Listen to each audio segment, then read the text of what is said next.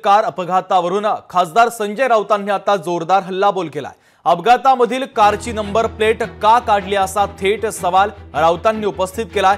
बावनकुळे कुटुंबाचा संबंध नाही मग लपवा छपवी कशाला असा थेट सवाल राऊतांनी उपस्थित केलाय। गाडी बावनकुळेंच्या मुलाची मग एफआयआर मध्ये नाव का नाही असा सवाल देखील राऊतांचा आहे। लाहोरी बारचं सीसीटीव्ही फुटेज गायब असल्याचं राऊतांनी म्हटलंय।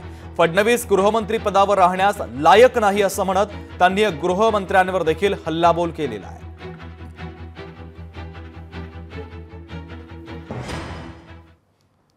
लाहोरी बार मधून नशेत धूत होऊन हे लोक गाडी बसले आणि गाडी चालवत गेले।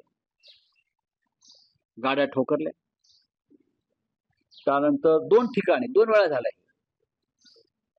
सीसीटीव्ही फुटेज गायब केलेले आहेत नेहमीप्रमाणे। त्यानंतर नंबर प्लेट गाडीची काढून टाकली।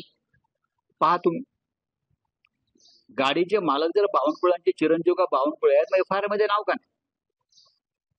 गाडीची मालकी तुमच्याकडे आहे, गाडी कोण चालवत होतं? ड्रायव्हर ची अदलाबदली झाली, स्वतः गाडी चालवत होते महाशय शहजादे युवराज, पण अपघात झाल्यावर ड्रायव्हरला बसवला आणि ड्रायव्हरचं नाव घेतलं। म्हणजे ही जी रंगसफेदी चाललेली आहे। आपण शपथ घेतलेली आहे संविधानाची की मी सगळ्यांशी समान न्यायानं वागेन म्हणून, पण या राज्यामध्ये गरिबांना सामान्यांना एक न्याय आणि तुमच्या पक्षातल्या मोठ्या लोकांच्या मुलांना बाळांना त्यांना वेगळा न्याय। आमच्यावर तुम्ही गुन्हे दाखल करा, आम्हाला अटका करणार आणि तुम्ही मोकाट सुटणार लोकांना चिरडून, हा कोणता न्याय आहे? हे कोणतं संविधान आहे?